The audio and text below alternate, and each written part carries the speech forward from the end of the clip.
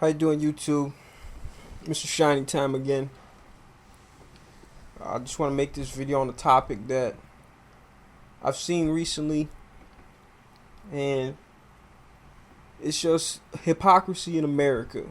And I'm going to give you two specific examples of the hypocrisy I'm talking about here in America.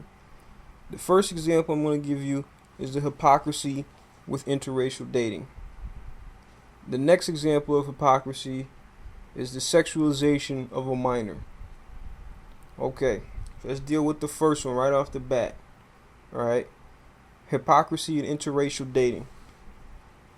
I saw a picture the other day of a white man kissing a black woman, and I scrolled down to the comment section of this webpage, and somebody, the gist of the comments went like this: "This is the only acceptable black on white interracial dating."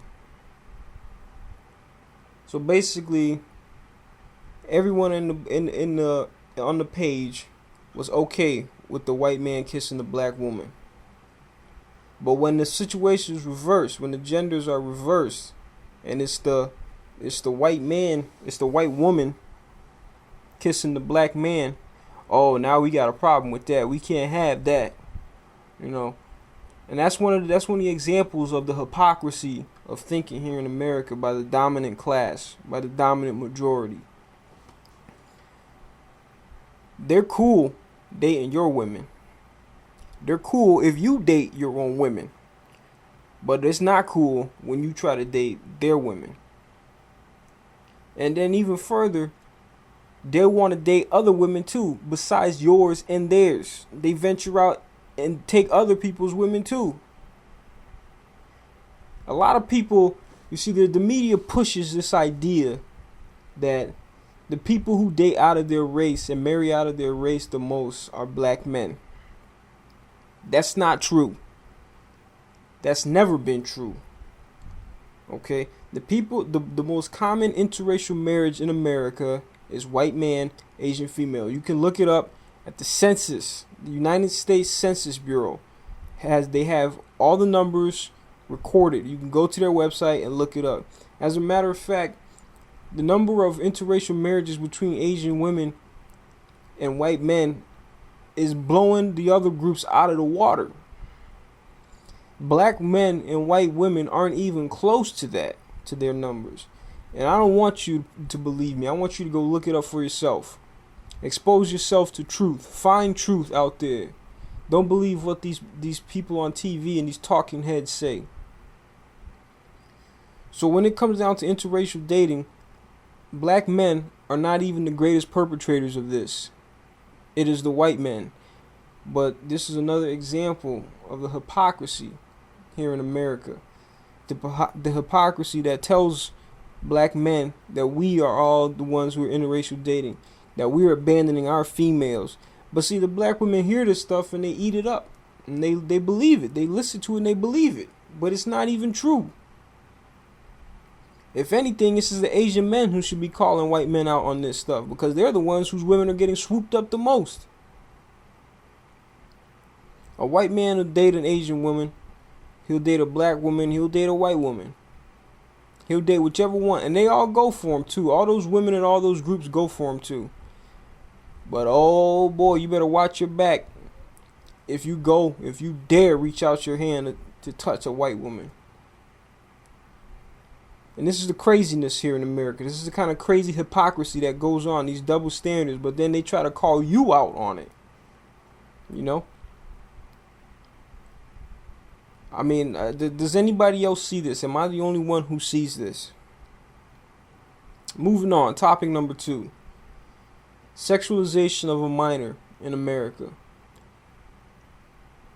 The one specific example I'm going to point to for this to support my case is this photo of Miley Cyrus a few years ago that came out in I can't remember what magazine it was. I want to say Vanity Fair. I'm not sure. Don't quote me on that. The girl was under 18, and she's being obviously exploited sexually in this photo. I mean, look at the photo. She's obviously the photo is obviously meant to give the image, to give the perception that she is naked under there, that she just woke up. I mean, and this is published in a worldwide distributed magazine. And here they are, sexualizing a minor. But then they'll turn around and create all these laws to prosecute and punish anyone who's even suspected of being in possession of child porn or somehow considered a pedophile or anything like that. And now remember, you can be labeled a pedophile in America if you have sex with a girl under the age of 18. She doesn't have to be a child. She can be 16, she can be 17, and you can still be labeled a pedophile. This girl, when she took this picture, she was only 15 years old. And this is the kind of picture they're putting in a magazine for everyone to see. And then you're going to tell me that you're not sexualizing her? Huh? You're going to tell me that you're not posting this in this magazine in order just to sell more copies? In order to appeal to all the perverts out there? That's why the damn photo was put in the magazine. Let's call a spade a spade. They put the photo in the magazine to sexualize her in just a way that it was borderline so that they could sell more magazines. And that's what America does. But then they'll turn around and they'll throw men in jail for having sex with a girl who's underage. And the girl doesn't even have to be a child. She can be a fully developed 16-year-old or 17-year-old, and they'll toss the man in jail and call him a pedophile and ruin his life.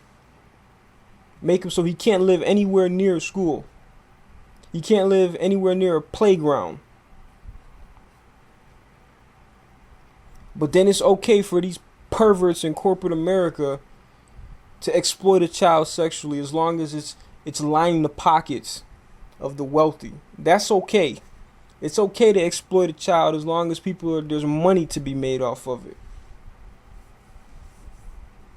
But then America turns around with these hypocritical laws to punish people who are suspected of having any kind of sexual contact with a person who's under the age of 18. The people who published that magazine should be thrown in jail. They should be put in prison. I don't care what they talk about of free speech and First Amendment rights. And I know this happened a few years ago, but I still want to speak on it today because it highlights the bullshit here in America, the double standards and the hypocrisy that's present in this country. And I'm calling it out because I'm tired of it. I'm tired of seeing it. I'm tired of all these little girls on Disney Channel, obviously being exploited sexually. Oh, but don't you dare think about it, though. Don't you dare act on it. You can look, but don't touch.